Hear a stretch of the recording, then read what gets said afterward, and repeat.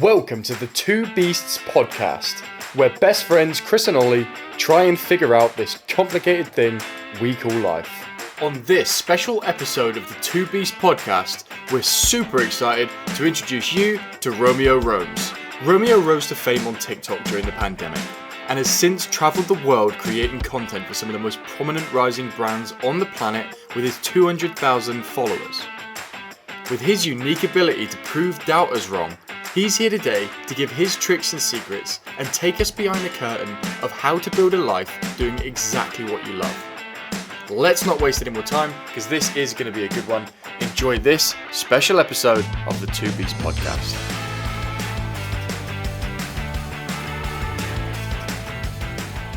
So, I thought university was a waste of time. I thought university was a waste of time. I've prepared this little speech. Oh, yeah. I thought university was a waste of time and I got nothing from it. My parents made me go. It was the one thing they wanted me to do. They said you can do anything you want after that, but you must get a degree because neither of us have one and we want you to have one. I would love to sit here and say that it was a complete waste of money, that I wasted 50 grand, and with inflation, of course, now I'm more like 60, 70 grand in debt. But that's not true.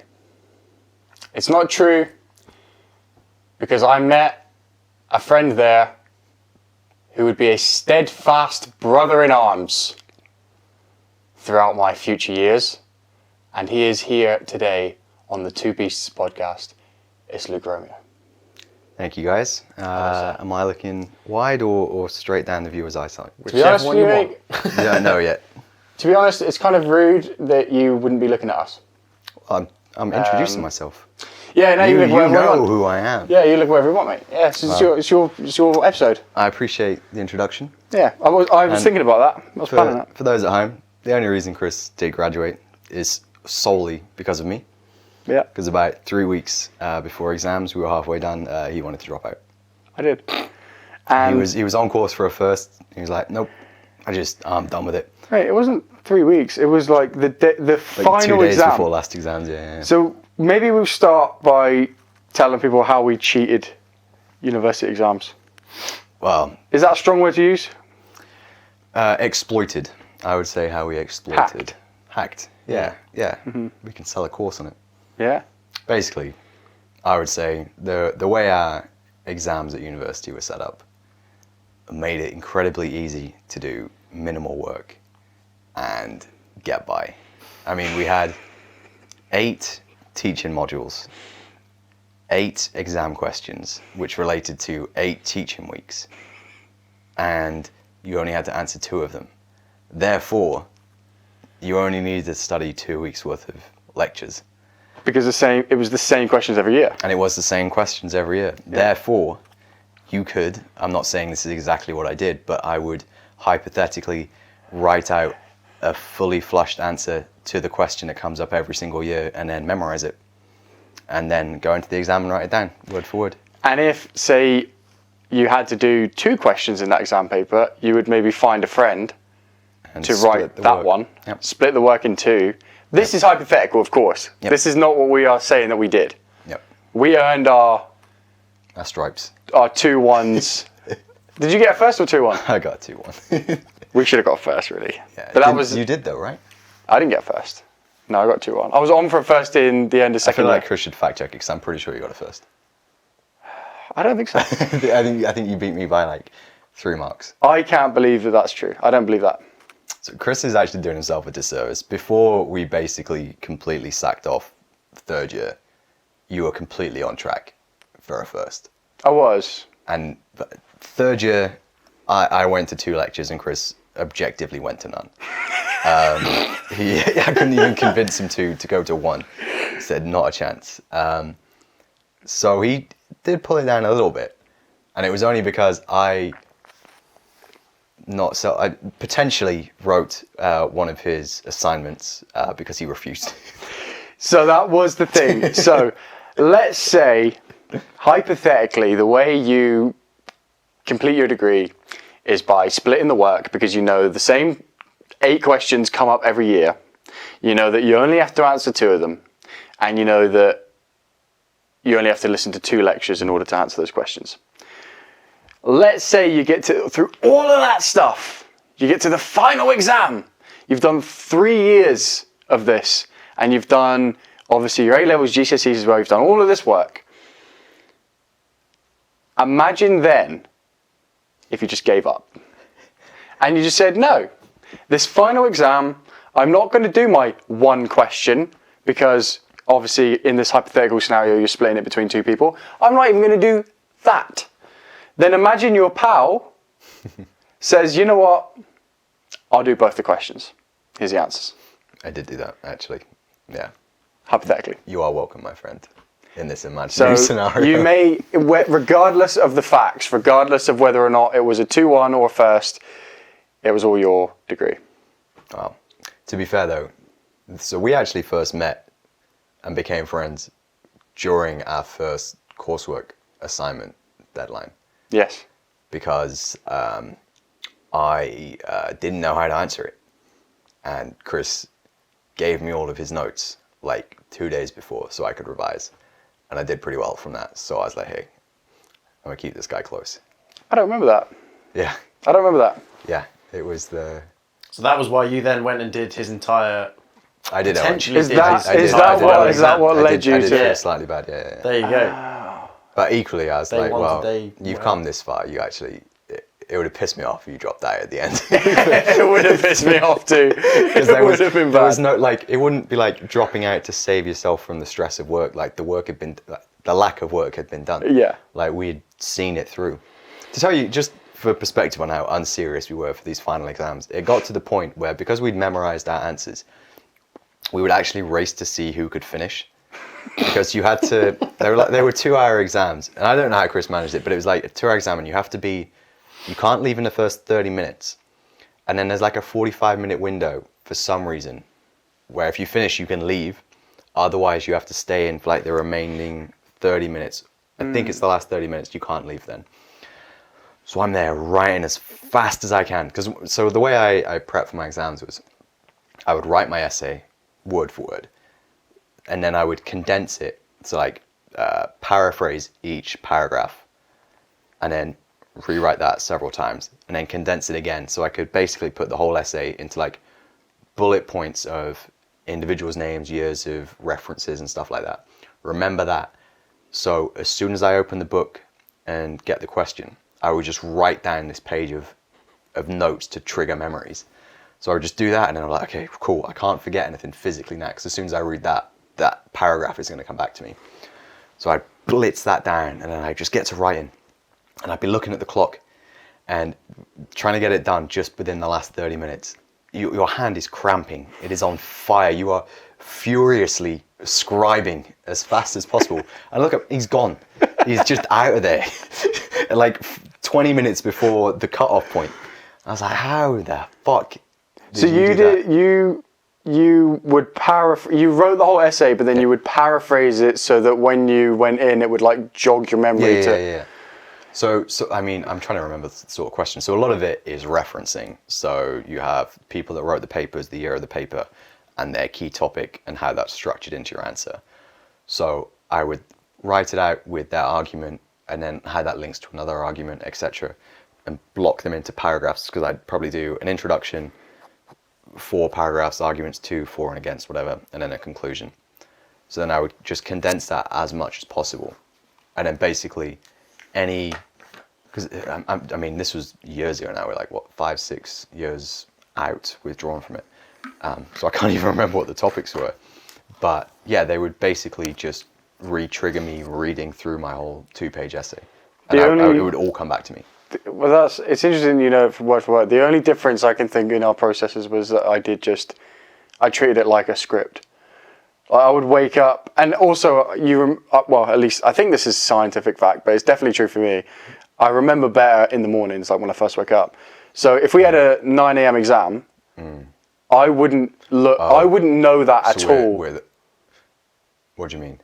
If we had a 9 a.m. exam, yeah, I wouldn't know my essay. We'd pre-written it before. Yeah. I wouldn't start trying to remember it until 5 a.m. that morning. Oh, okay. Yeah. I get what you mean. Well, I would want to do it the night before, but I would use every waking moment of the day until that exam just scribing it. Yeah. And I would also practice how quickly I could get the notes down because, like, a lot of people, I think the main problem they have with exams is where you get, like, overwhelmed by information and you see a question. And this was another thing, actually. I would open the booklet and I wouldn't look at the questions. I would just go to the first page and just dump all of my stuff because that's all I'm thinking about. I don't care what question it is. Yeah. Because you could read the question and you'd be like, oh shit, that wasn't what I was expecting. And then all of a sudden you've forgotten a couple of your important things. So I was like, fuck that. But what it did, there was one module where it was 9 teaching topics. And so you needed to actually learn 3. Yeah. And it was, there was 2 topics that were incredibly similar. Like, I wish I could remember the example. And I don't even think you would. No. But it was like 2 halves of the same coin, basically. And the essays that I remembered from the lectures, they were very similar. They had a lot of similar references and articles to back them up. And so I opened up my paper, wrote down my 2 answers of notes, and then looked at the question and thought, shit, that is not my question. I only know one of these. So I was like, okay, fucking get that out of my brain, answer the one I know. And I was like, how do we tackle this? And this doesn't make as much sense without knowing what the 2 interchangeable words were in these 2 topics. But I was like, look, they're so similar. I'm just going to write my essay and just sub out the word for my topic for the word in the question. And I got a 2-1. Right? So it was 100% waffle and 2-1. It is mental. It is mental. I would, after this, I would like to go back and try and find my notes. Yeah. Because it was, I got away with that. I don't know. Do you think you have any of those notes anywhere? Probably on a USB stick. Back when we had like an 8 Yeah. gigabyte USB stick and thought, phew, that's a honker. I think I did. I found my old Microsoft Surface. Do you remember that thing I had? That was my I do laptop. remember it, Because I didn't have a laptop then. I had a No, Microsoft you didn't. Surface. Yeah. And I'm pretty sure some of my uni stuff's still on that. Yeah, I probably, on like a little Kingston USB stick. Yeah. It's probably got all my notes or... Do you feel like you got away with it, or do you feel like it was everyone did the same thing? No, I feel like I got away with it. I feel like most people would have... So like, no one was stupid to this fact, but I think a lot of them would have done at least 3 or 4 to be safe. But we were like doing the bare minimum. We were. Like, we can get away with 2, we'll do 2. Work smart, not hard. It was the mantra. Yeah, but it was just that one. But I did know going into it, it was a possibility. And I also knew the topics were very similar. It was like something like consequence and... I'm not going to be able to think of it, but off camera or whatever, if I look back onto the topic slides or something, it was funny how it worked. Crazy how much value was put on a university degree and how... Still is. And it still is. Yeah. But I don't know about you, but when I was at school, my mum did a degree, actually. I said at the start that neither of them had degrees. That's actually not true. My mum did one as a mature student. And she was like, when I got to, the university, it was so different. They obviously knew their stuff and all that kind of thing. I'm the opposite. College was way harder than university. Agreed. Yeah. Oh, completely agreed. 100%. College was, you had to work. A-levels were insane. A-levels was brutal. The amount of stuff you had to remember was mental. Yeah, it was. That And makes me feel better. You did the hardest part. Yeah, Sure. no, A-levels. that's fine. A-levels. And you saved yourself 50 grand. So did, the yeah. main difference is A-levels, you have structure, you have deadlines, you have constant teaching, you're being controlled, so you just have to go through the motions.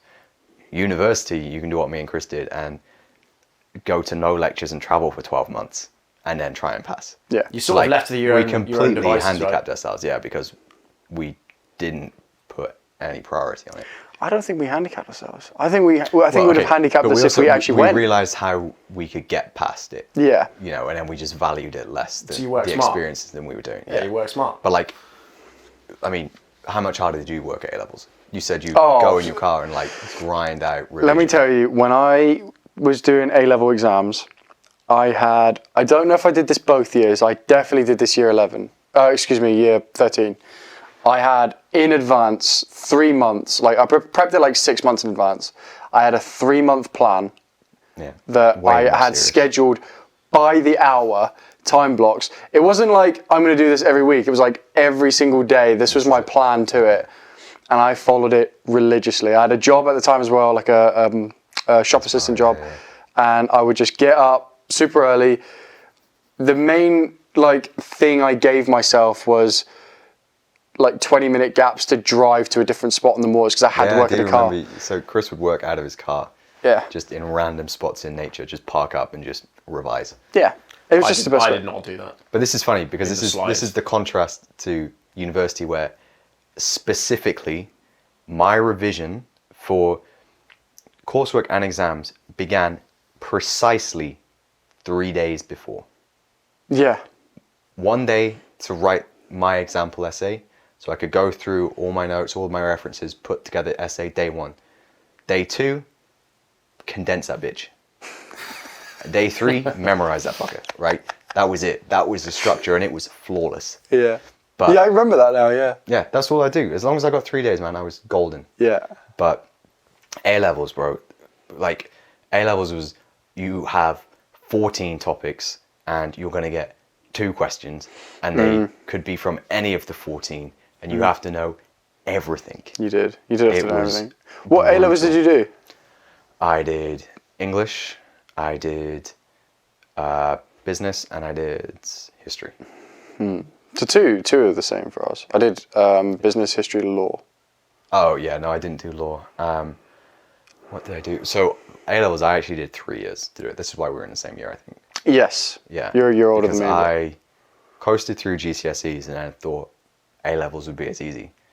And then I got 2 Ds and 2 Cs in my first year, and I was like, holy shit, I promise I'm not stupid. So I walked out to my mum's waiting me in the car, and I said, look, I'm resitting, because I'm not having that. What was that like? Because It's humbling. you generally, as a person, you do take L's, but your L's are not ever obvious to people. You keep your L's so well covered up. I'm sure you take them, but I couldn't name you an L that you've taken that I've known in the time that I've known you. You just got to fix them. That one was, at the time, relatively speaking, obviously now we know it wasn't that big a deal. That must have felt like a huge L for you. Yeah, I thought I was a complete idiot. How did you deal with that feeling of, like... I'll tell you how it was. I was like, I realized I actually had to put in work. Yeah. And I was like, okay, well, that's all I'm going to do. And it was fine because I did. So the second year, well, it's funny because I did fine with my English, actually, because I could retake the exam and keep the coursework. It was weird how it worked in the English system for it. But basically then when third year came around, then I had to do the second year's worth of things for 2 topics. And I got to retake my first year history just because I needed another teaching subject. But because I was in my third year, all of my friends had left. Mm-hmm. So like 90% of them. So I had no distractions. And I was like, cool, I'm just going to revise. I'm just going to concentrate in lectures.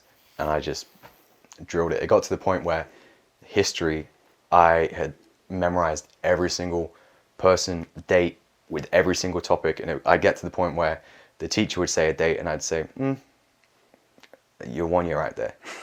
And I had that moment, and I was like, look, if I get this wrong, I'm gonna look like a twat. If not, this is like my main character moment where I'm correcting them. But I 100% backed it, and I got them to check it, and it was right. Yeah. But it was funny because in my first year I got a D in history.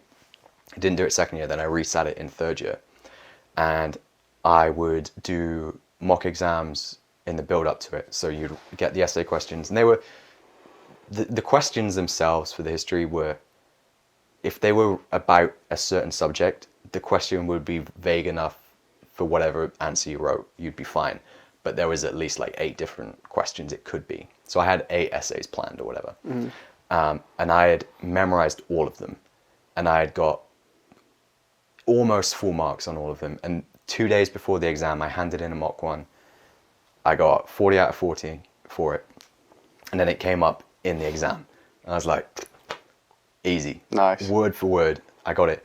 And then when I got my results back, I got my 2 A2s. Is that what it was? AS and A2? Was that how it worked? I think it was. Jeez, this is going back a little while. Yeah. So I got my A2 results and they were fine. But then it said D for history. And I was like, excuse me. No. That is not a D. I was doing better than the teachers. I can't possibly have had a D. I can say, factually, the 2 essays I put are full marks. I've not dropped a single mark.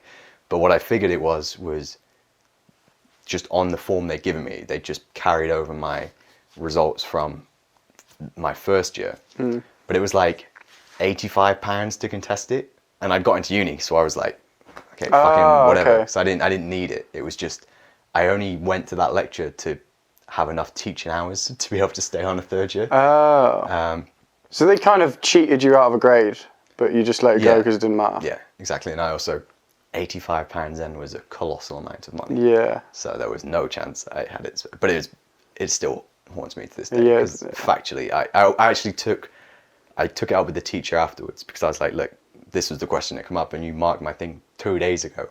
I couldn't fault it, and that's what I wrote. So. I don't know though, because the other thing that concerned me, because I had a similar thing with business, because all the way through business, I did for every subject I tried to do, especially in the lead up to it, like a mock exam per week, like a mock exam question, not necessarily a mock exam because they were like 2 hour, 3 hour exams, but I would do at least a question, and I would go in same day. I'd get the teacher to mark it, and thankfully, there's not too many AS or A-level students because that was a lot of extra marking for them to do, and that's like their main bane, isn't it?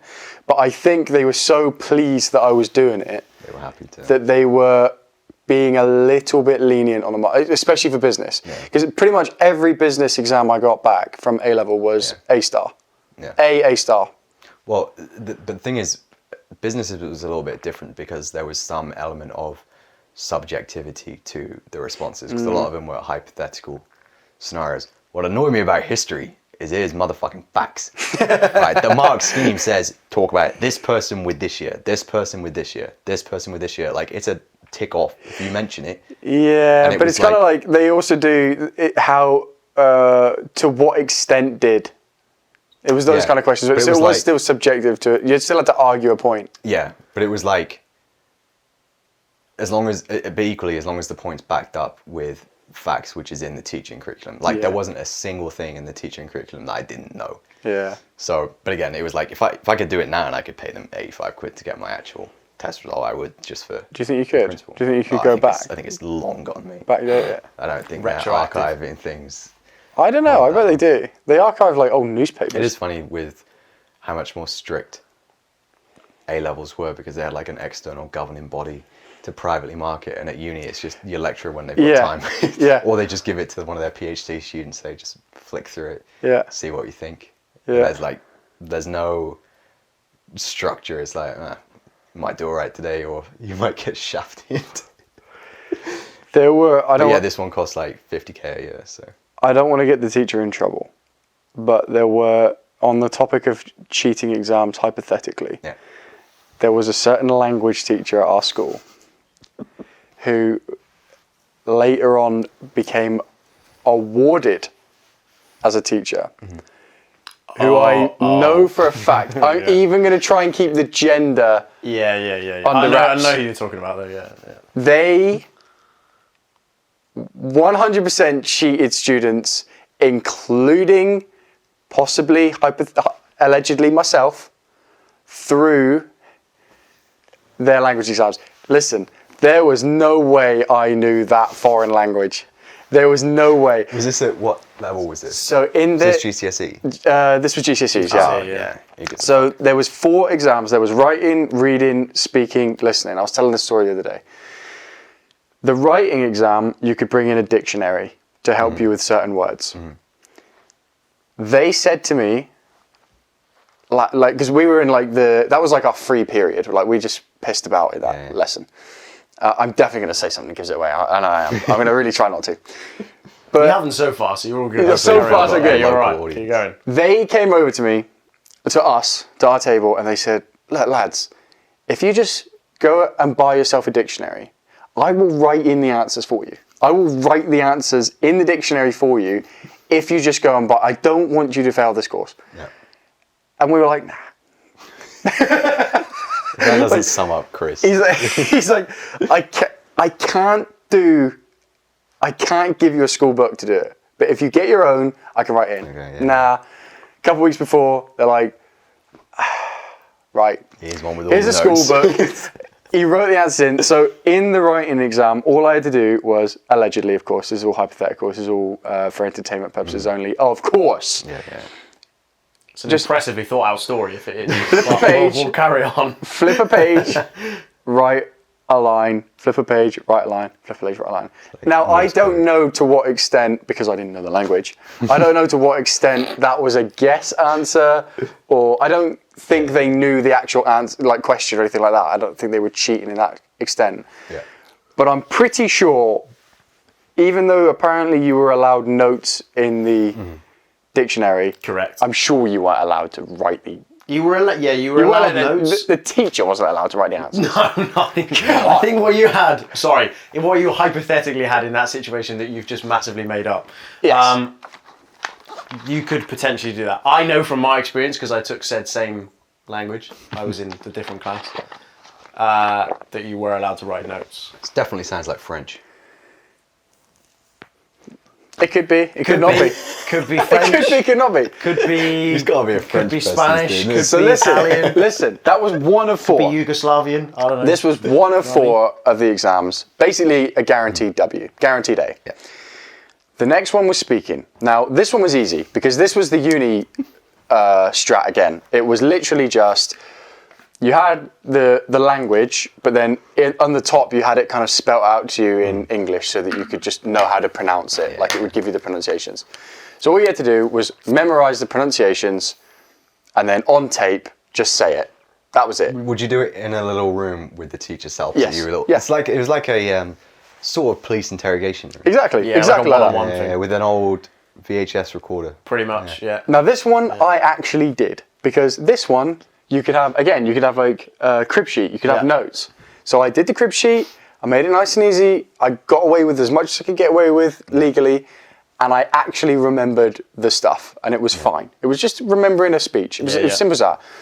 I go in and they have the book that have all the answers on and they're like, Chris, like, if you get stuck, Yeah. just read the answers. This Like, was just when read they the stopped answers. the recording. Yeah. You know, like those dodgy coppers doing in I'm the like- police shows. Yeah.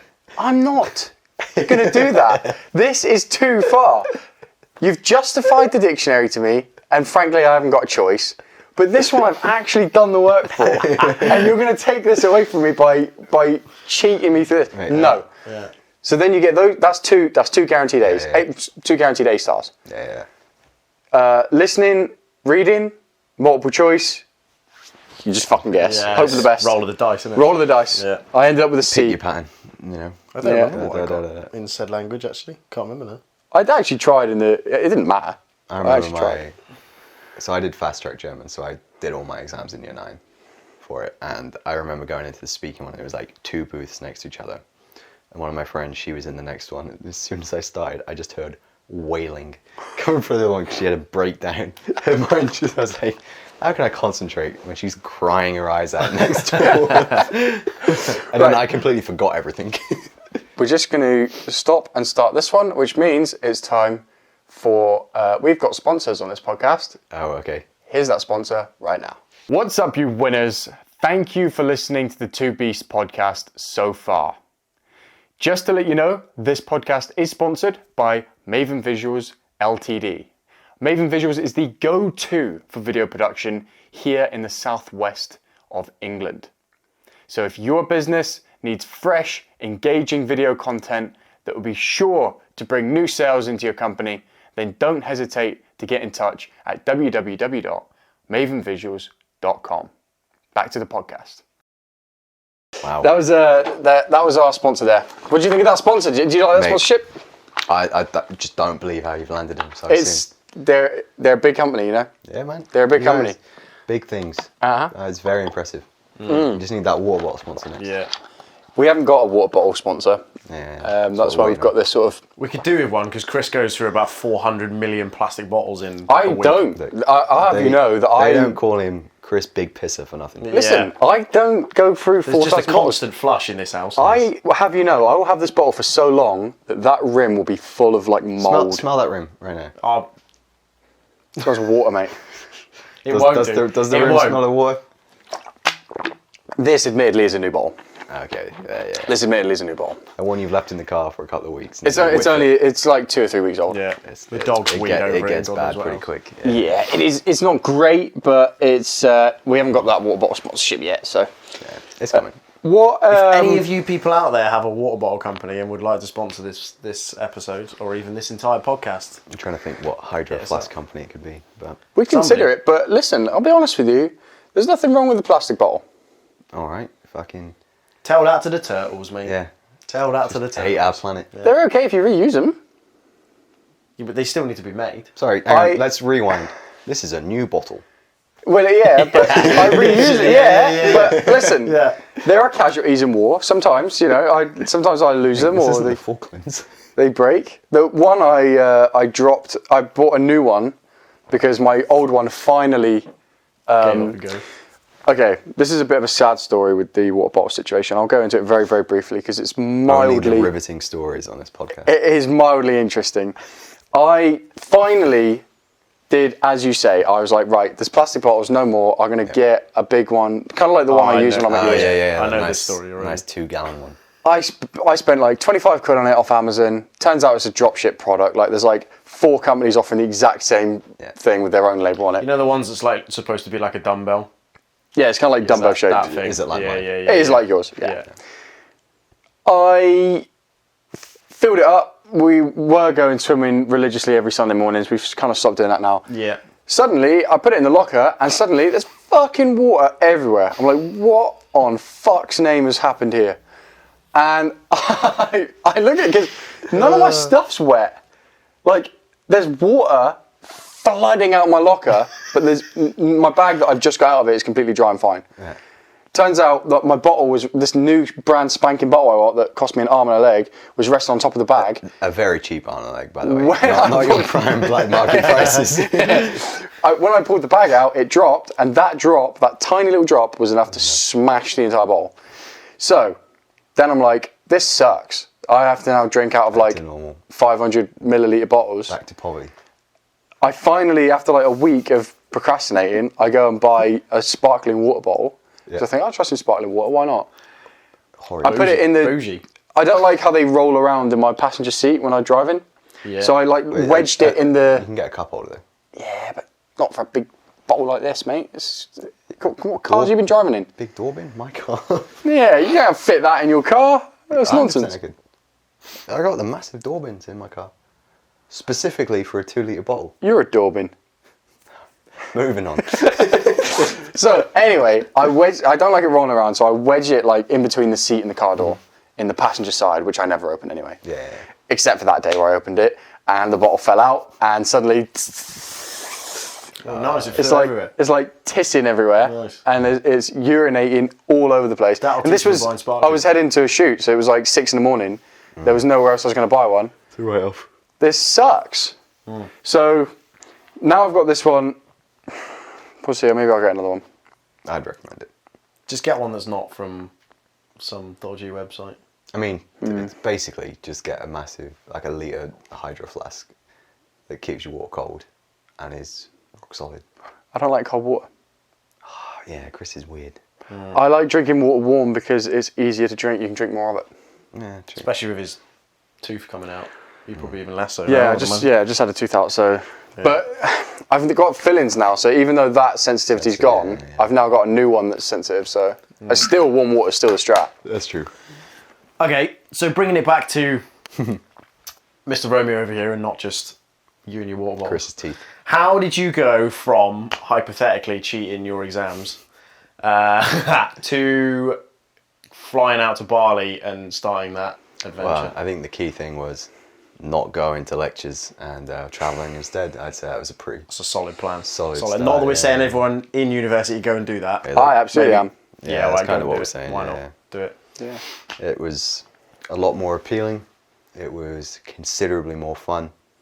And then basically I travelled the first summer of university. When you go to university, you have like 4 months off. It's crazy.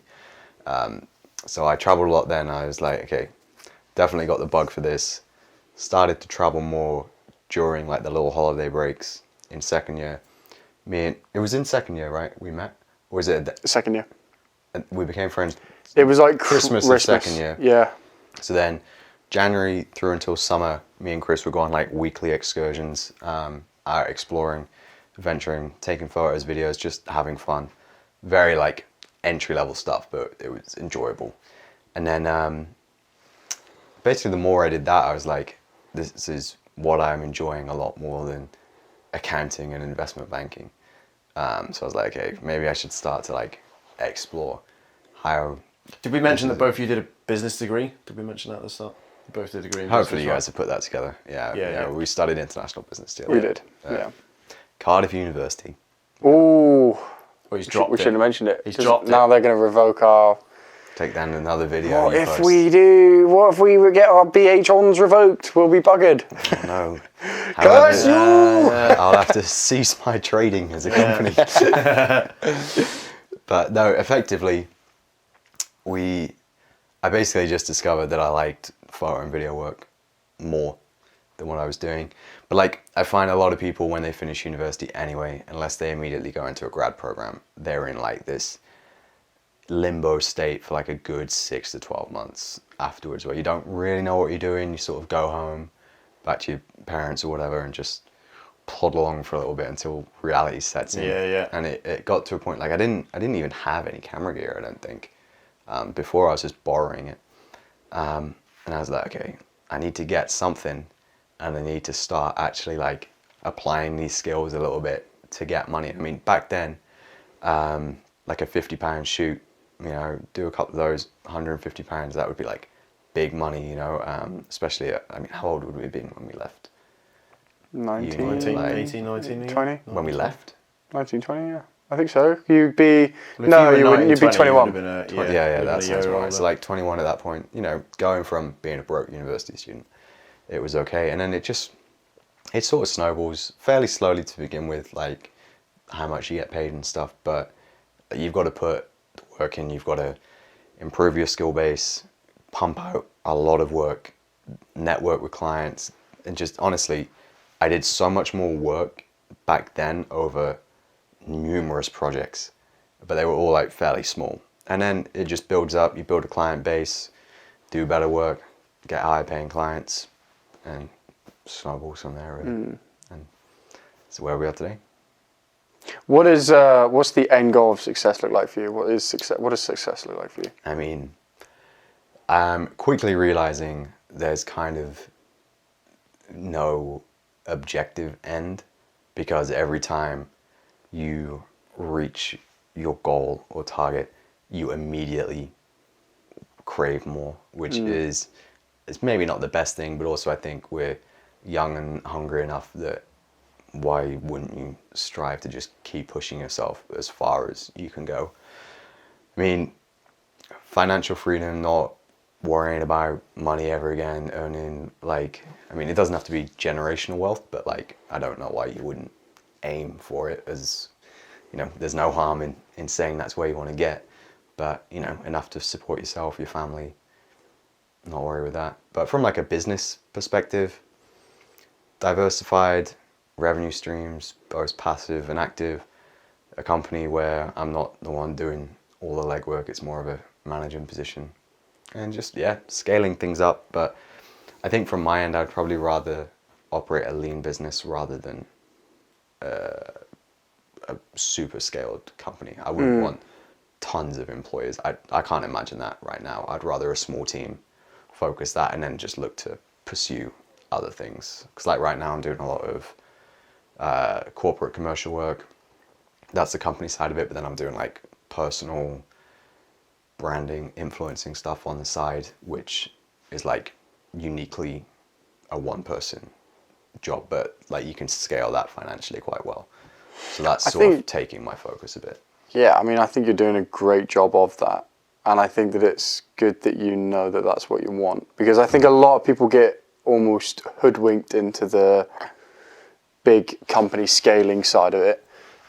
if they want wealth. Some people, that is what they love to do. Yeah, But yeah. like we know people that have got there and now they're just kind of waiting for the shareholders to buy them out. Yeah, exactly. Because it's so much work, and as soon as shareholders are involved, it's not your company anymore. It's, And I also think when you scale at that point, like, you know, your expenses go up, your outgoings go up. So like your profits, in order to keep them and to keep it at a level where you can keep generating it, you have to keep expanding. So it's like you're going out and sure, your balloon payment's going up or whatever, but it's like you're not essentially getting more, exponentially more yourself. Whereas if it's a lean thing with fixed costs that you can scale the revenue side of it, I think that is more appealing. And also I like being hands-on with stuff at the moment still. Like I've not made that mental shift, so I'd rather just have a small team that I can do big projects with them. Still, like if I'm inherently proud of my work.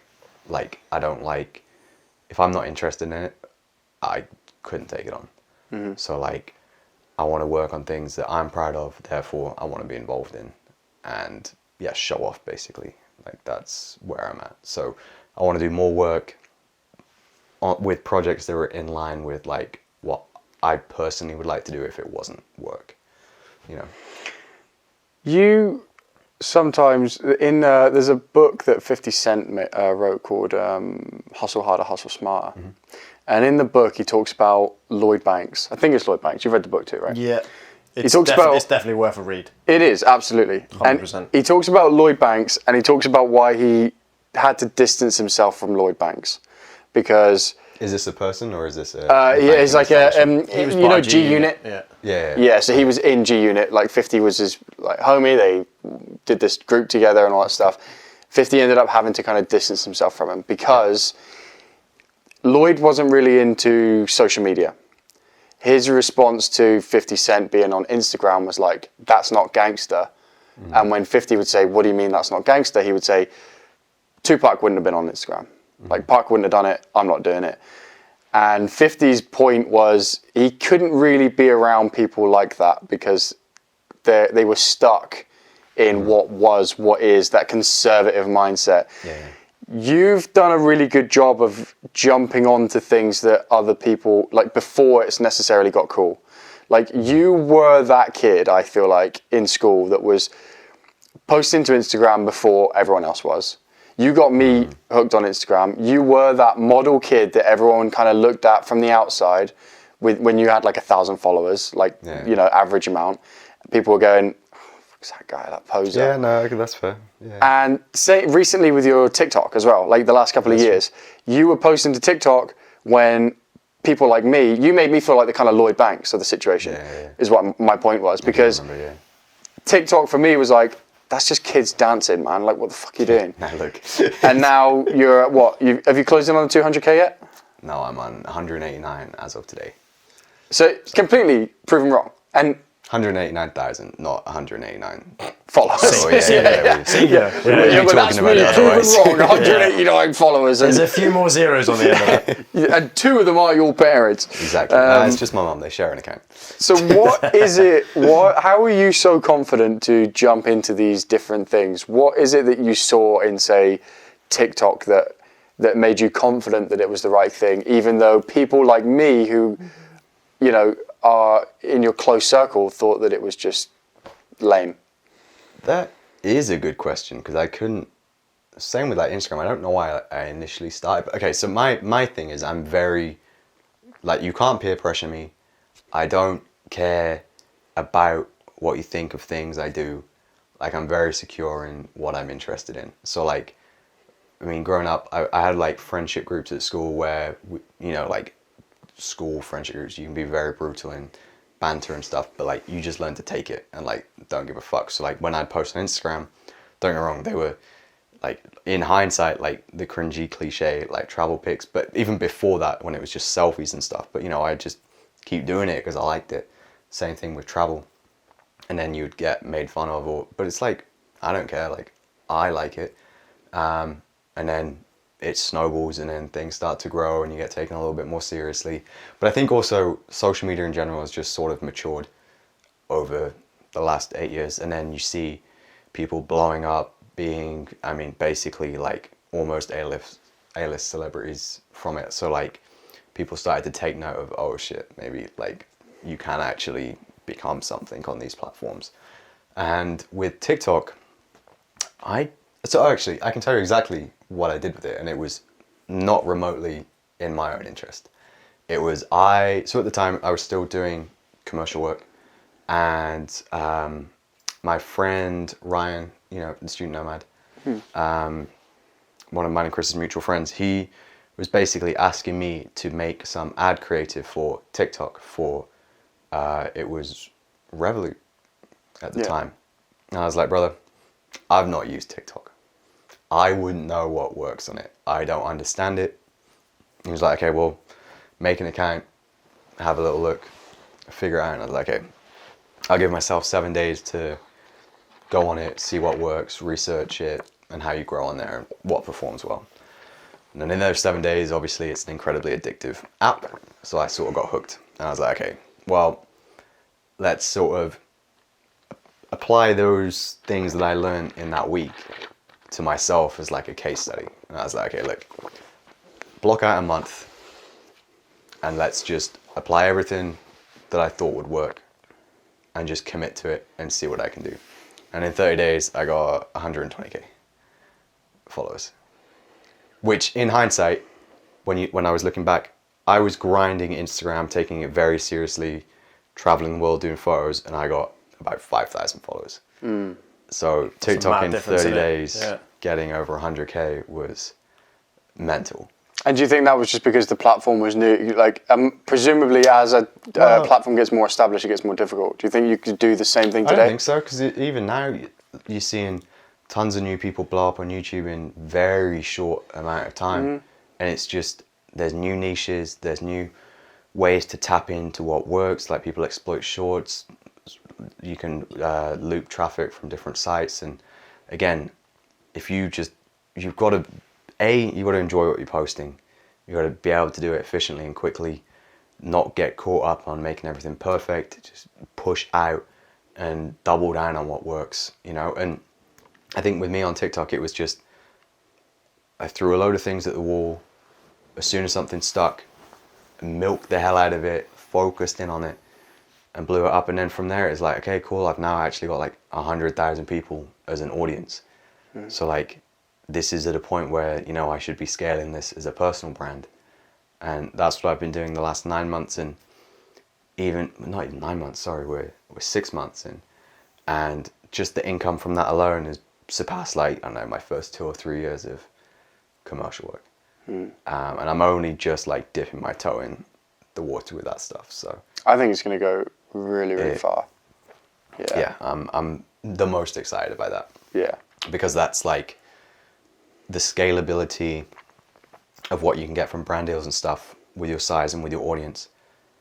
It can get mental, just because these brands have massive budgets for stuff that you wouldn't see whether you're producing like an ad or something. So, and it all goes to you, basically. So that's like. So off the back of that, as somebody that's looking to potentially start their own business in the next 12 months, what's your like go-to tips for beginners? For beginners that are people starting their own business, just in terms of off of your. Like any business? I'll leave that open to you. Whether you want to do it as like any business, or whether there's specifically, or because obviously you've done it through the, you know, through the videography and photography and stuff. Either do it through that, or maybe if you've got any that would just suffice as like a genuine general business. If you're doing anything self-employed, you have to enjoy it, like, because, I mean, it's a cliche, like you trade out a 9 to 5 to work like 24/7, you know, especially when you're putting in the groundwork. But you go in knowing that it's infinitely more rewarding, because, you know, if you don't work and you like, oh, you want to take days off, like, you're hindering yourself and yourself only.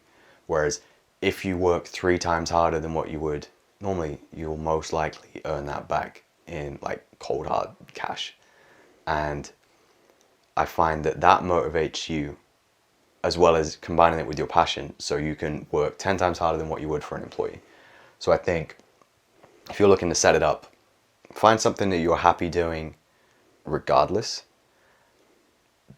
try and diversify. I mean, again, it's hard to answer without it being related to a specific niche or whatever, but capitalize on all the opportunities available, whether that's the power of social media for building an audience, share your stories, share your business idea, use it in different ways. So like, I think TikTok's the best for organic reach, showing a story, showing insights, being personable, and you get like crazy virality from it. Like Instagram I use as like a sort of portfolio thing to, you know, if you're selling a product, a service or whatever, or a portfolio, use it as that. Put yourself out there. And I think, I mean, it's, in terms of advice, I guess you've just got to put in the work initially, because it's, you know, like, it's like the snowball effect. It's like slow to begin with, but then once you get traction in a year, 2, 3 years down the line, like it trickles up very fast. It's like, I don't know, if you want to like narrow down the question to an example, I could probably figure something a little bit better, but I think for like a broad response.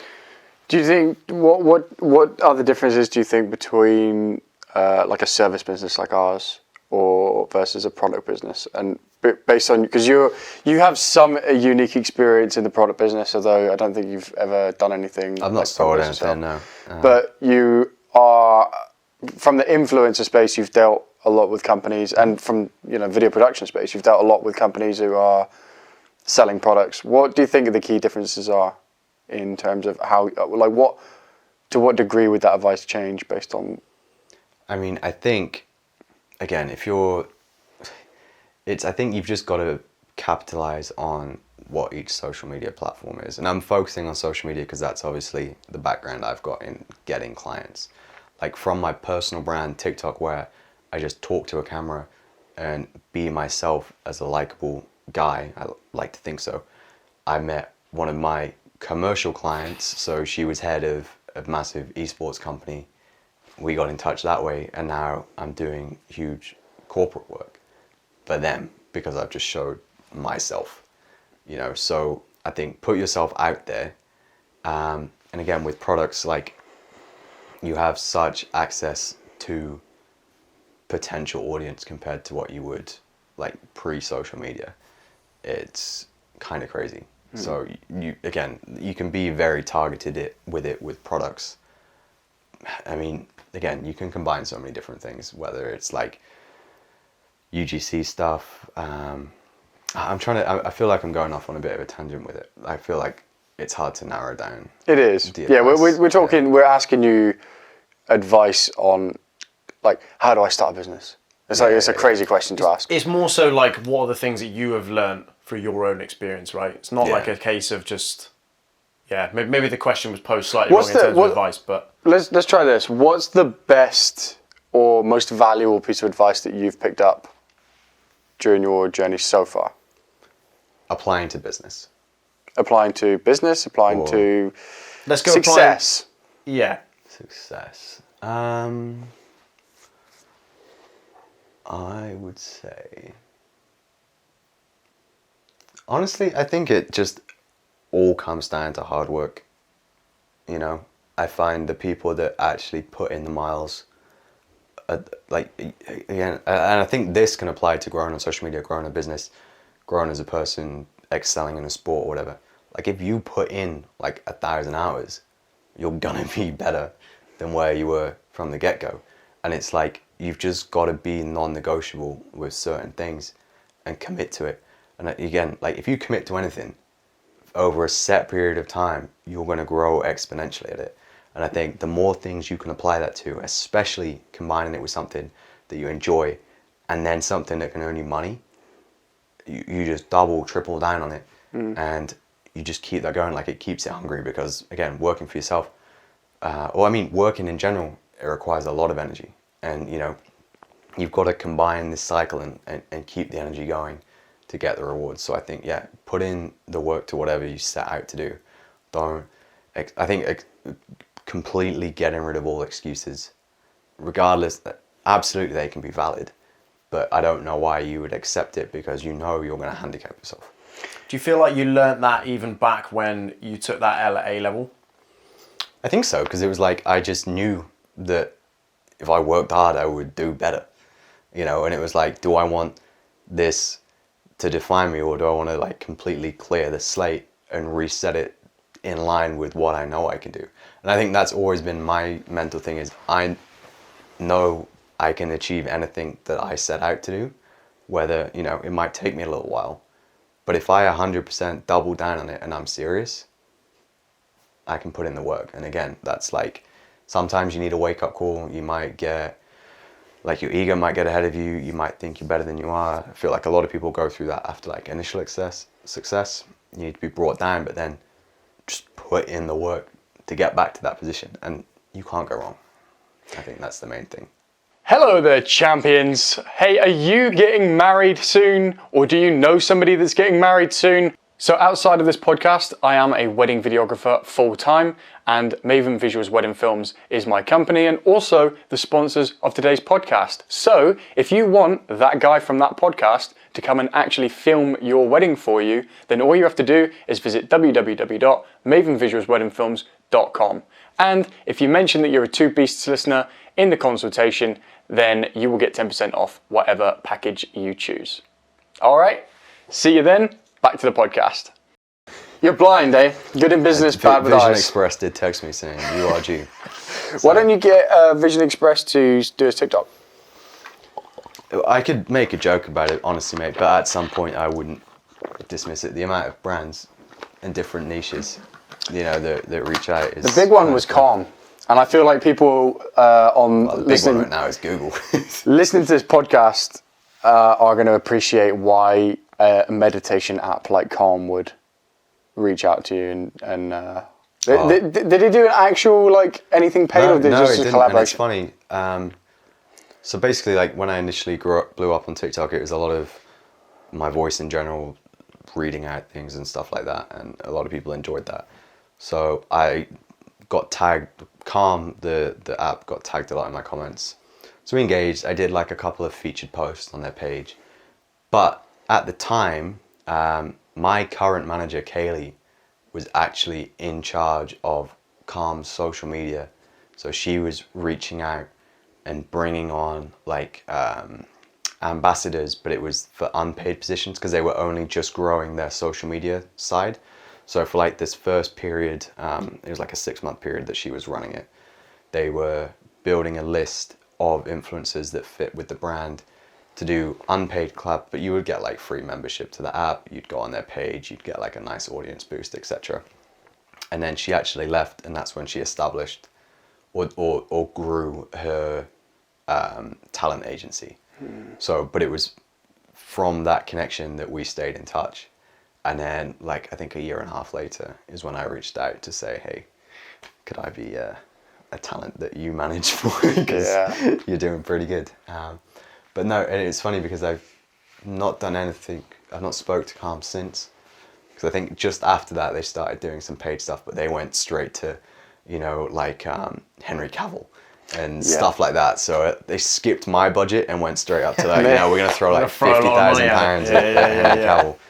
Out the way, Romeoroams. So, Superman's coming to town. Maybe I can circle back to it at some point. But. Speaking of Henry Cavill, so Henry Cavill also has a nice voice. He's also a good-looking man, and he's also a bit of a nerd and a bit of a geek. He's got these secret hobbies There's a lot of similarities. people didn't necessarily know about it, and I feel like one of your best-kept secrets is your Warhammer, because this was something I didn't know about you till very, very recently. What is Henry Cavill's favourite hobby? He's into Warhammer, isn't he? He loves Warhammer. He is, mate. He's producing a Warhammer series. Really? Yeah. So it is uncanny. I just need to get like 3 times bigger. Yeah. And then I'll be his body double. If Chris puts me on his training program, I'll be there. Yeah. That's the long-term plan. I'll be Henry Cavill's successor. Yeah. I tell you, man, you just travel me more often. We'll get your bench up. Exactly. We'll get you benching 100. Ollie's nearly there. I need the 3 wheels. 3-wheel club. The 3-wheel club. That's what I need. That's more than 100. That's 140. Hey, I'm not handicapping That's myself. a whole 40 kilo. I'm not handicapping myself. I can double. To be fair, you're the same height as me, so there's no reason why you can't. Yeah. You can't blame like height or Hey, when stature. episode 100 comes out, guys, That's actually only going to be... Actually, there's 100 weeks. 100 episodes will be about 2 years, yeah, about 2 years. Just under 2 years. I'd say that's a nice goal. Well, I think you could definitely get I can hop on a cycle. Hop on a cycle. On a cycle. Yeah, We did say, we were talking about... We'll get 99 weeks out and I'm still like 30 kg off, so I'm like guys... Yeah, it's now or never, man. It's now or never. Get you some fake plates. It will be interesting to see. There's loads of stuff we were making notes of, like where we'll be in 100 episodes time in terms of like just things like that. Like, what will you be benching when we're at episode 100?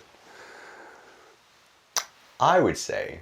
Okay, how long did it take your dad to go from 80 to 120? He's also got that strength. And he was strong before. He was cheating because he was training with me. Well, that's true. But I also can be consistent. No, in all seriousness, he did have a found. This is just so I have an actual realistic... I know he also had dad strength and he was strong before. His first PB with me was 70 kg. That was not this January, the January before. So, what, 18 months? 18 months, okay. So, 18 months ago was 70, and then about 2 weeks ago, he landed... I'm at about 85.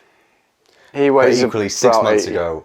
Actually, he weighs about 70 now. He's quite lean now. Oh, fuck yeah, that's very lean. No, not 70 kilos. He's a bit heavier than that. I said I'm 180, he's like 165, because he's what I was when I cut down to my lowest weight now. He's like at that stage. 74, I would guess. But kilograms. 2 weeks ago, he lifted 120 kilos.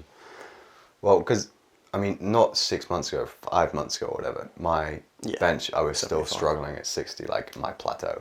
And then in the space of like a month and a half, I went to 85, and that's just eating more, and I just bust through the plateau. It's also, you don't necessarily, you tend to train on your own quite a lot, right? Yeah, which does handicap me with bigger weights. It does. Because I need a spotter. But I also don't care about asking someone to do it in the gym. So Yeah. I mean, I think the immediate goal would be 100, and then knocking on 120 I would like to get to. But I also think it's just compound, isn't it? You just got to keep... My pattern for that recently has been, you know, I'm at my PB, whatever that is, and then it's a bit hit and miss at first. So some weeks I'll get it, some weeks I won't. Yeah, then I I kind of it, and then you'll push through it. That's like... Yeah, then I'll get it consistent for a while, and then I'll start getting curious about bumping it up a bit. Yeah. And every one will scare me, but then like I'll start going for it, even though I know it's not going to go up. Yeah. I'll start trying it, and then just the fact that I'm beginning to try it is now like, oh, okay, we're getting some progress here. Yeah, it's that whole thing of the unknown in it, right? Like, until you put that on the bar, and until you go underneath that bar and you start feeling how heavy that is, then you know. You know pretty quick whether you can move that. Yeah. But this is my only downside, I feel, to living in Manchester, because I don't really know anyone there. I don't have someone to go to the gym to, especially like that is ahead of me in like a physique way that I can use as motivation or to push me or to just give me practical help on setting up things, spotting, and just saying, oh look, we're actually put another fucking 5 kilograms on it and push it. Whereas when I train with you, when I train with Guam in America, when I train with Solomon in Bali, you guys are fucking slamming on weights. And I'm thinking, look, if I don't do this, I'm gonna die, so I've got to do it.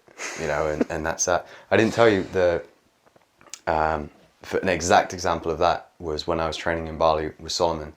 We were doing legs, and I hadn't trained legs in 2.5 weeks when I got there. And he was like, okay, we'll start with the hack squat machine. I was like, perfect. I love the hack squat machine. Start every leg day with it. And I'm like, what's the starting weight on this machine here? And he goes, nothing.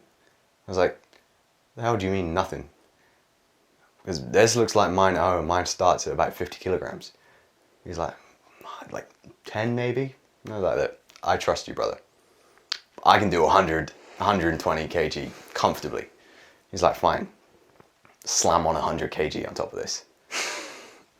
And I'm like, bear in mind I'm 3 weeks out, right? Yeah. Not trained. Been fairly relaxed in Bali. But I thought I was going to shit myself when I went down. I was like, there is no way in hell I'm pushing this back up.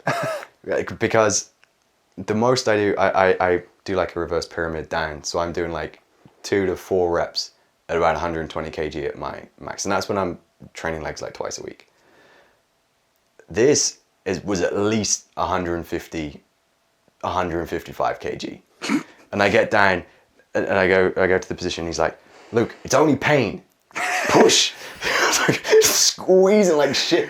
I got fucking 8 reps out of it. 8 reps? Yeah, when I thought I wasn't even going to come up once. There is a guy that I met recently. It was the same day I got 160 for the first time. And I was so proud of myself. I was like, yes, man. Because that was they used to have a board in the gym that people would record their like 1 rep maxes. And they don't have it in there anymore. But the highest number I ever saw in there was 150. And some big fucking guys go to that gym. So I was like, yes, man. I'm there. I've done it. And then the same day, like not 10 minutes after, this new guy walks in who I've never seen before. Isn't he some big, like... massive South African guy. I forget his name now. Chris, per his body weight, pushes a ridiculous amount of weight, you know, for your size and what you weigh. So, I mean, this guy is... How much more does he weigh than you? He weighed a lot. He probably weighed about twice as much as me. But it was all muscle. Like, it was... His weight was not... I guess it was like Eddie Hall... not to bring him up again, but it was Eddie Hall build in the sense of like there was a stomach there, but you know that if you punched it, you. No, I've done a shoot with Eddie Hall. Have you? Yeah. Really? Yeah. We talked about him in the first episode. I did a Boohoo Man football competition. They had a load of influencers, and Team Beast is one of the 5-a-side teams, and bro, he's a fucking tank. Is he? Yeah, he's massive. These skillful freestylers, he just picked one up. Just said, do something now. He filmed a YouTube video in one of the centres up north. Oh yeah. One of our centres that I work for. Absolute. And I almost text my mate being like, mate, you need to run around and tighten them bolts because that boy's heavy. Like he's gonna be pulling holes off the wall. I almost got hired actually to film his house tour. Really? Or his house renovation series because he was building a house and like, his normal videographer needed cover. But in the end, I confirmed it all and stuff, and then they rescheduled it so their normal guy was back from this trip. Because they can't be that far away from you, right? No, I think it's like Sheffield or something. Yeah, I think they're literally in that area. Like within an hour of Manchester. Do you know his videographer that well, or not really? I should remember, because we definitely follow each other, and obviously he messaged me about it. But I can't remember who it was off the top of my head. But yeah, and Ed said like he does a lot of stuff with Boohoo and these other big brands. But was he likable? Did you like him? Yeah. Okay. Yeah, he was super chill. Because he went to town on the lunch though. I'm not that boy. He went out like 4 times. Yeah. That was no surprise. That boy can push me Played food a couple away. of 5-a-side games, and he needed another 3,000 calories to go.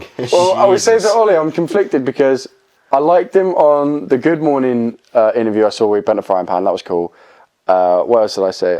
His vlog series was just like a bit like whatever. Like I just didn't watch it. I'm not. But his feats of strength is just. His feats of strength are remarkable. Yeah. But then there was his fan base. Like there's one guy in particular. Okay, it's one guy that is a big Eddie Hall fan. Shits on him, but for one dude. Yeah. Like, there's one guy who comes into our gym. When we go there, you'll know him as soon as you see him. He has all the merch on. He has his sniffing salts. He's an absolute prick. That put me off Eddie a little bit. Bear in mind, I don't really consume Eddie Hall content. Yeah. Then there was that video of him getting arrested. Did you see that one? Was it actually arrested? Or was it like a skit? I think it was a sketch, yeah. Was it? A skit, yeah. The one where he's like... in the tank? Yeah, and he runs over Matey Boy's car, like, if you watch until the end of the video, it was a setup. Oh, the police was fake? Yeah, it was all fake, yeah. Content. I take it all back. Payroll. Yeah. I take it all back.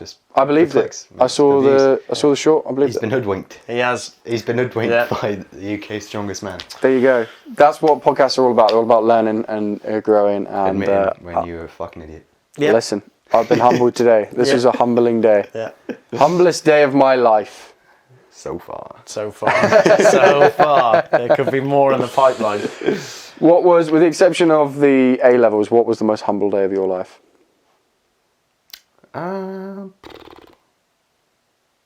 Most humble day of my life. I mean, that's definitely up there.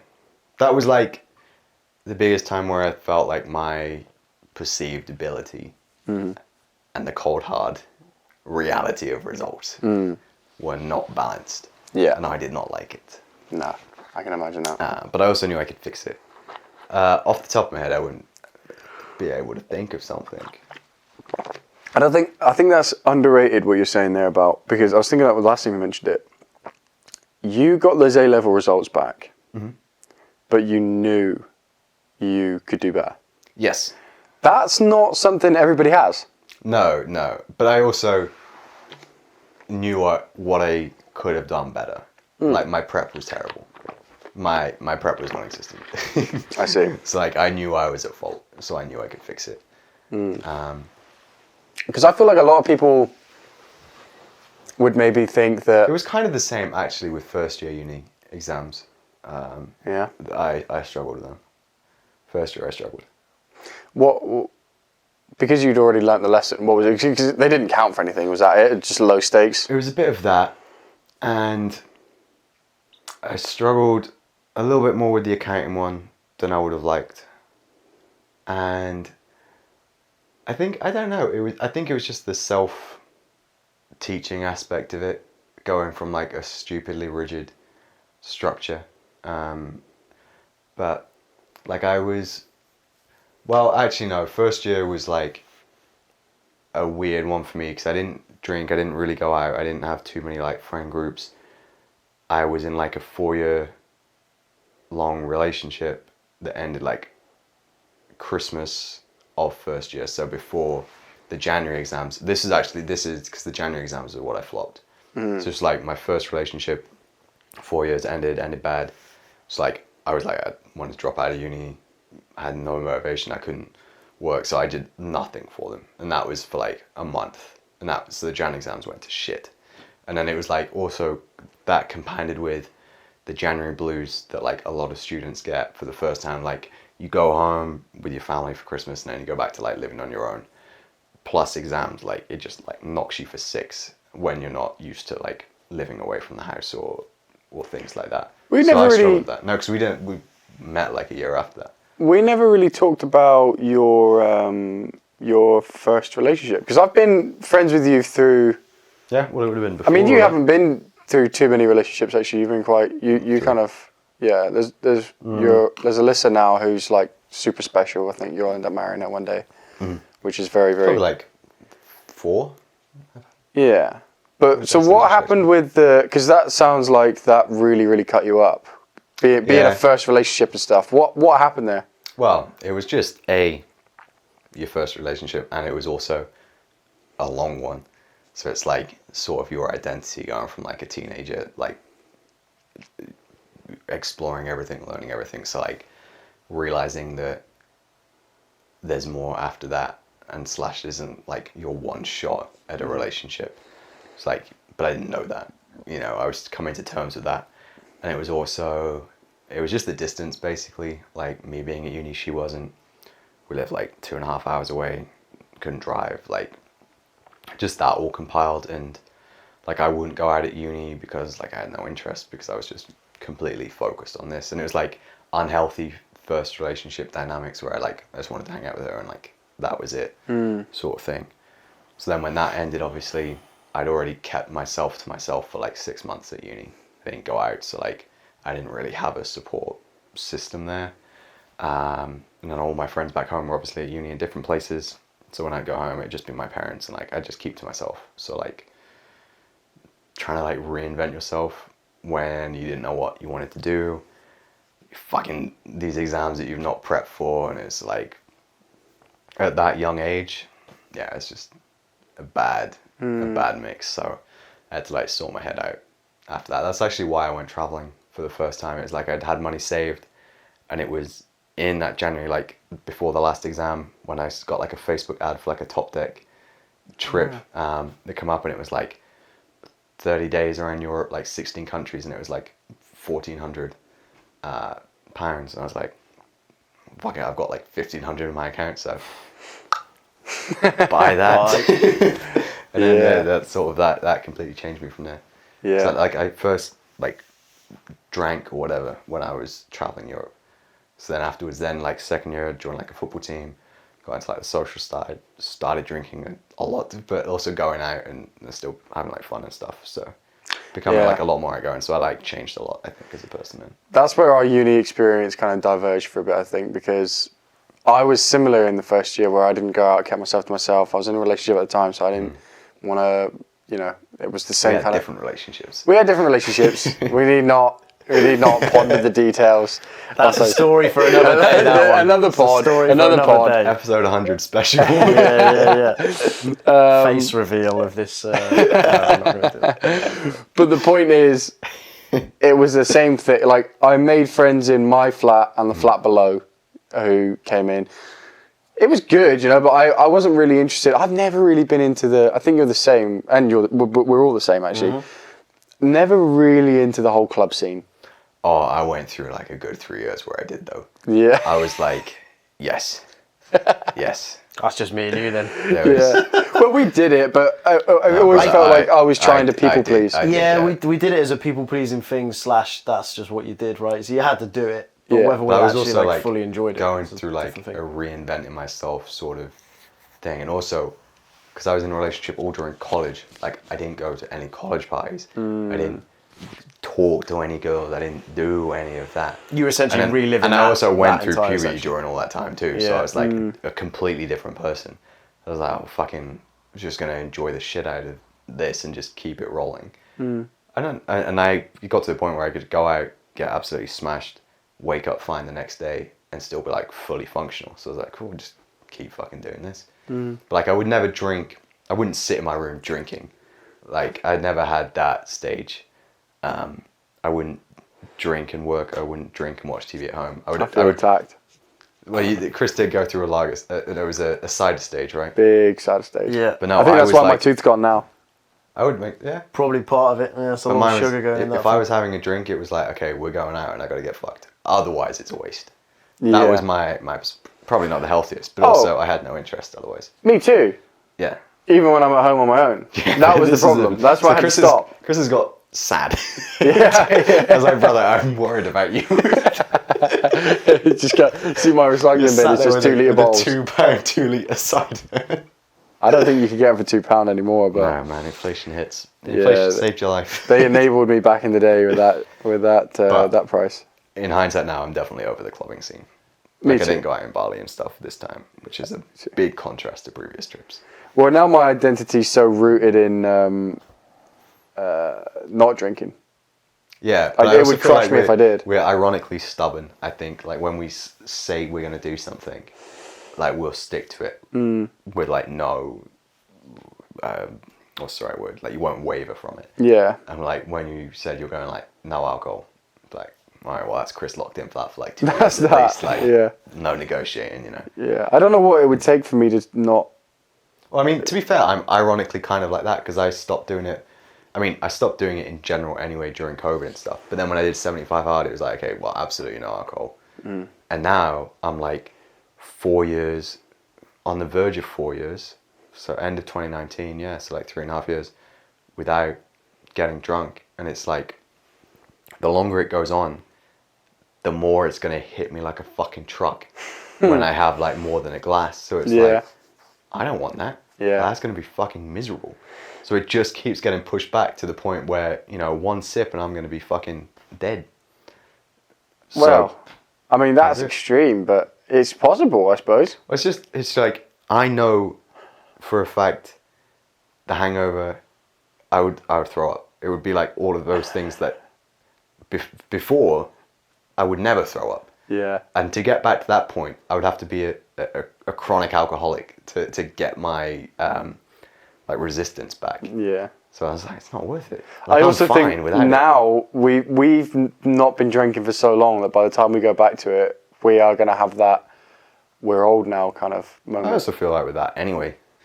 Yeah. I had that the other weekend when I went out. Yeah. Yeah, because you recently started drinking again after doing a year, or just under a year off. Yeah, I had like 11 months as of whenever it was the other weekend when I went out for a friend's birthday. And I thought, wow, I'll have a few. And by a few, it ended up being 3. That was it. So it wasn't even that much, no. Yeah.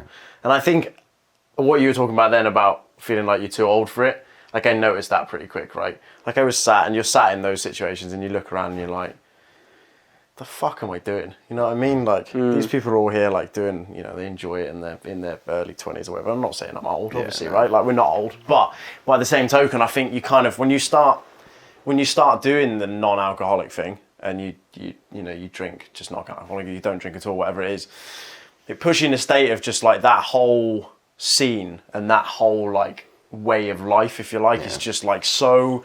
It's so harmful and so like detrimental to whatever you're trying to put your focus into, you know, whether it's business or whether it's, you know, athletics or, you know, whatever it is. It's just so detrimental. You just think, why am I doing it? You know, and I had 3 and that was enough. I didn't feel any different. Like it felt like I'd still been drinking for however long. So 3 was like enough. I thought by that point I'd have been like, oh my God, like I'm going to be on my ass, but I was fine. And now I've kind of got it to a stage where like, you know, like this evening we've had a couple and they've all been non-alcoholic. So I will have non-alcoholic beer until, you know, not drink until it's like a special occasion. I'll have like 1 or 2 and that's it. You know, it's funny with like Bad Omens, like doubling down on these things. Like the only time I was like considering going out was when I was in Bali Just and we'd played on the beach, like spikeball for a couple of hours with a new group of friends.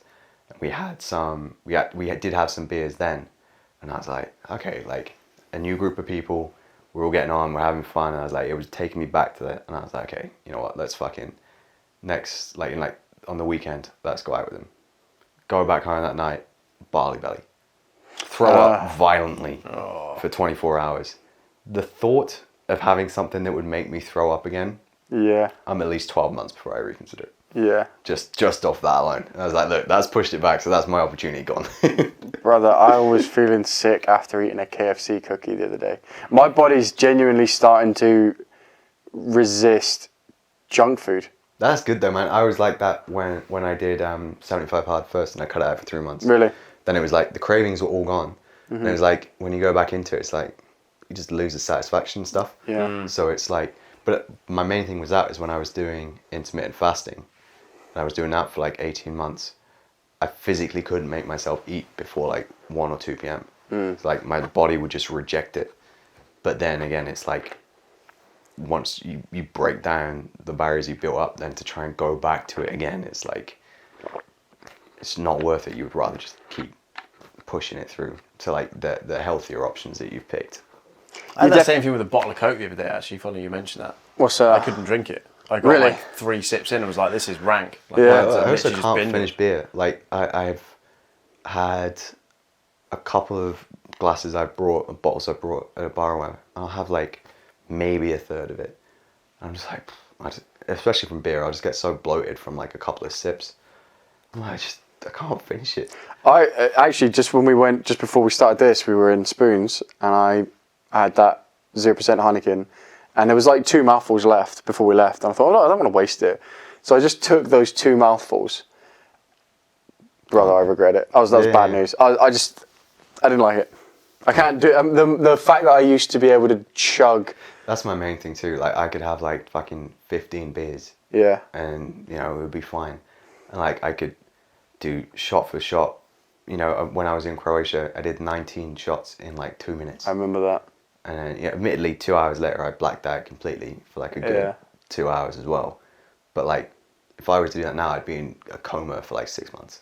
You know, it's mad what your body is capable of doing, in especially when it's young. Especially when it's young. That's also a thing. Now we're like a good 4 years away from that. Yeah. So it's like, it would knock me for 6. So. Well, troops, listen, we've been at this for about an hour and a half. It's coming up to about an hour, probably about an hour and 20. It is currently 5 to 1 in the morning. We do have a shoot tomorrow. That's why you're down here. We have a very important wedding. Really appreciate you taking the time out of your busy influencer schedule. Thanks, man. You're welcome. I'll send you guys the invoice from my management. Hey, I knew that was coming. Sign paperwork. Get it all squared up. That's fine, mate. Yeah, it's fine. One of your brands will cover it. Man. When the water bottle sponsor, it's fine. When you invoice day on that. When you go to sleep. Episode. When you go to sleep tonight. Yep, I will not wake up. You're gonna wake up with balls in your face. Takes me back to college. Man. Thank you for giving our brand new podcast its first guest. Does it feel good to be the first guest? It does. Are you surprised that you're the first guest? I'm going to be the first and last, but not in the way you think. Ooh. Oh, I see what you mean. You're gonna be, when we ever do the closing one, you're going to come on and do the last one. Yeah. You're I'm playing it safe. If it doesn't go any further than this, money in the bank. If not, I will be back. Yeah. All right. Well, thank you again for coming down. No worries. You are a true friend, Well, and I really appreciate you here. And I'm glad he you're has here. paid me to actually be here. I have not. It is due. Oh, that. Well, yeah. Actually, that's true. paid. Yeah. In essence, He should have been paid. To be fair, Technically. we don't see each other unless one of us is paying for the other one. This is true. That is actually the current dynamic of This our is, friendship. but this is how good our friendship is for our banks.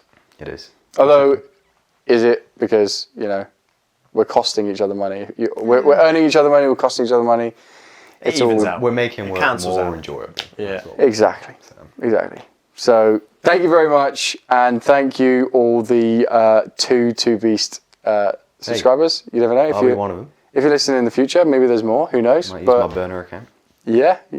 And Luke still doesn't follow the podcast, but he is on it, so that's good for him. I'll give it a watch first and then decide. Yeah, fair enough. It's fair enough. Fair enough. All right. Give it a Enjoy review enjoy first. the next 95 episodes, guys. All right. Thank you for listening to the Two Beast podcast.